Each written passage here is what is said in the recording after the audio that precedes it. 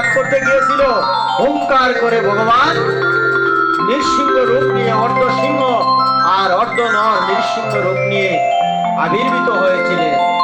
তাহলে এই কলির জীব আমরা এত পাপিষ্ঠ, এত অধম, অত অজ্ঞানী, আমরা একটিবারও ভাবি না যে গোবিন্দ আমাদের পরমাত্মা হিসাবে আমাদের দেহের মধ্যে সব সময় অধিষ্ঠিমান।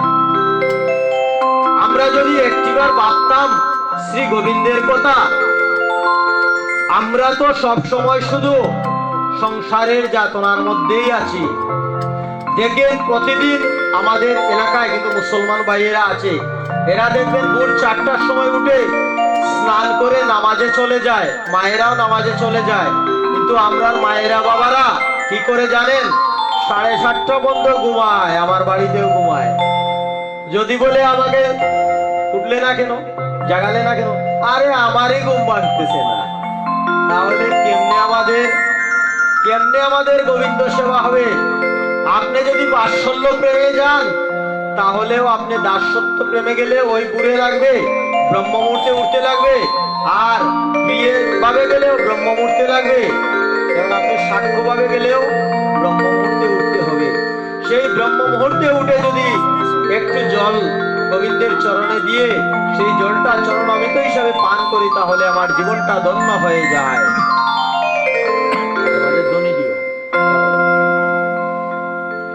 দেখেন আমাদের এই মানব জন্মটা অতি অল্প সময়, কেউ 60 বছর বা 70 বছর, এর থেকে বেশি তো কেউ পৃথিবীতে বাঁচি না।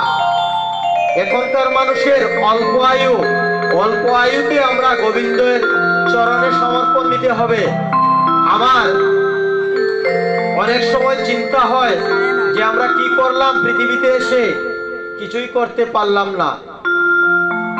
আচ্ছা বাবারা, আপনারা তো সবসময় বাজারে যান, আমাদের পুরুষরা বাজারে যায় না? তো এই বাজারে গেলে কি করে? কলসি নিয়ে আসে কিনে, কলসি, যেমন কলসি। এই কলসিটা বাজার থেকে আনার সময় যদি কলসিতে ছিদ্র থাকে, তাহলে কি কলসিতে জল থাকবে?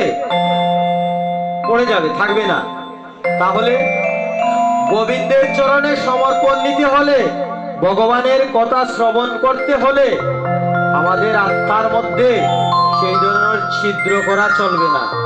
যদি ছিদ্র থাকে তাহলে জল পড়ে যাবে আর ভগবানের নামও চলে যাবে।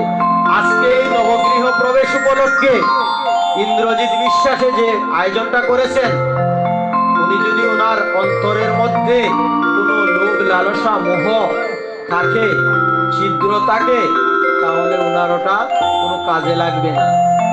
উনি গোবিন্দের চরণে সমর্পণ দিতে হবে যে হে গোবিন্দ, আমি আজকে নবগৃহে প্রবেশ করেছি, আমার জন্য কৃপা করো। কারণ শাস্ত্রে একটি কথা বলা আছে, এক গৃহে আয় আর এক গৃহে যায়।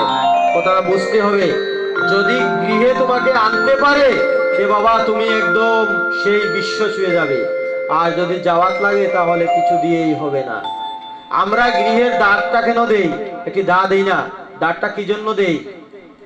এই দ্বারটা খুব কেয়ারফুল, ঘর থেকে যখন বার হব এইটা স্মরণ থাকার জন্য যে হে ভগবান, তোমার নাম নিয়ে বের হচ্ছি, তুমি আমাকে কৃপা করো। না হলে দুইটা না দিলেই হইতো।